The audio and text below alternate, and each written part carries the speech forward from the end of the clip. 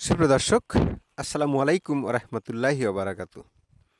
সুপ্রিয় দর্শক, আজকে যে বিষয়টি নিয়ে কথা বলবো, বিষয়টি হলো আওয়ামী লীগের প্রতিপক্ষ এখন কারা, কিংবা আওয়ামী লীগের প্রতিপক্ষ যারা আছে তাদের বিরুদ্ধে আওয়ামী লীগ কীভাবে এখন মোকাবিলা করবে, আওয়ামী লীগ এখন কীভাবে সামনের দিকে অগ্রসর হবে, কিংবা আওয়ামী লীগ দলটি কি আদৌ থাকবে। আওয়ামী লীগ দলটি যদি আগামী দিনে নিষিদ্ধ হয়ে যায় তাহলে কি করবে তারা। আসুন আমরা কিছু সমীকরণ মিলিয়ে দেখি যে আওয়ামী লীগ আসলে কী করবে, আওয়ামী লীগের প্রতিপক্ষ কারা, এই প্রতিপক্ষগুলোকে কিভাবে তারা মাঠে মোকাবেলা করবে, কিভাবে তারা প্রতিপক্ষকে এখন তাদের প্রতিপক্ষ হিসেবে কিভাবে এখন ট্রিট করবে। দেখেন, 5 আগস্টের পরে যে প্রেক্ষাপট, 5 আগস্টের প্রেক্ষাপটের পরে এখন দৃশ্যপট খুব দ্রুত। আওয়ামী লীগের মূল প্রতিপক্ষ একটা সময় ধরা হতো বিএনপিকে। বিএনপি এখন আওয়ামী লীগের মূল প্রতিপক্ষ থেকে যদি ধরা হয় তাহলে বিএনপি এখন মূল প্রতিপক্ষ নয়। অবশ্যই ভোটের মাঠে প্রতিপক্ষ, তবে বিএনপি এখন তুমুল প্রতিদ্বন্দ্বিতার জায়গা থেকে বিএনপি অনেকটা আওয়ামী লীগের প্রতিপক্ষ না। আওয়ামী লীগের প্রতিপক্ষ বরং এখন ছাত্র সমন্বয়ক, তাদের ছাত্রদের যে নতুন দলটি আসবে সেই দলটি, এবং জামায়াত ইসলাম।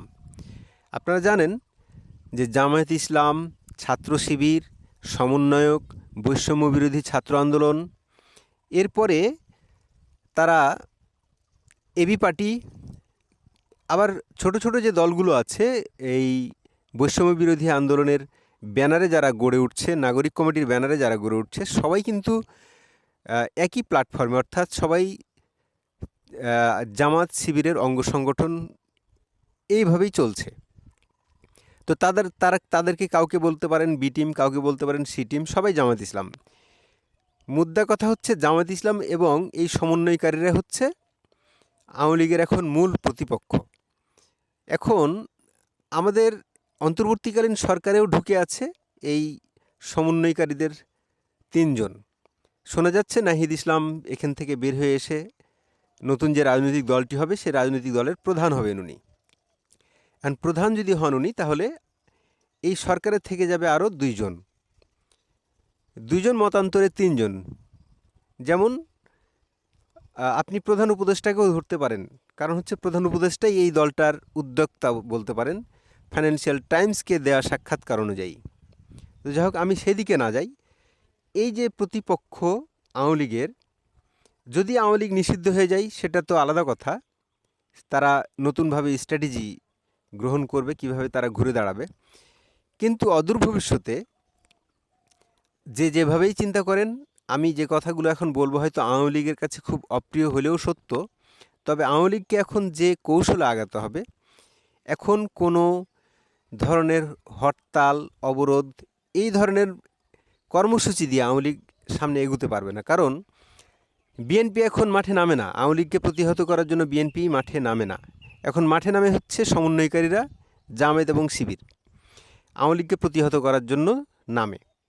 এখন কথা হলো যে আওয়ামী লীগের স্ট্র্যাটেজিক্যালি এখন তাদের কিছু পরিবর্তন আনতে হবে, তাদের কিছু দলীয় অবকাঠামোয় কিছু পরিবর্তন আনতে হবে।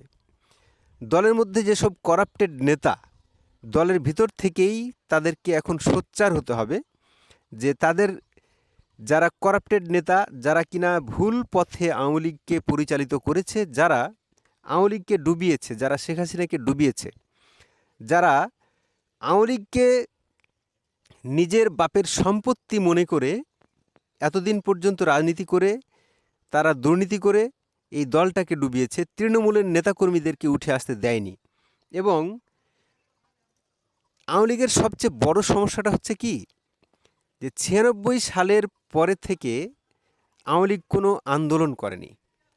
আওয়ামী লীগ কোনো আন্দোলন করেনি দেখেই এই প্রজন্ম আওয়ামী লীগের যে আন্দোলন, আওয়ামী লীগের যে তুমুল আন্দোলন, এই আন্দোলনের যে স্পিরিট কখনো আওয়ামী লীগের এই প্রজন্ম দেখেনি।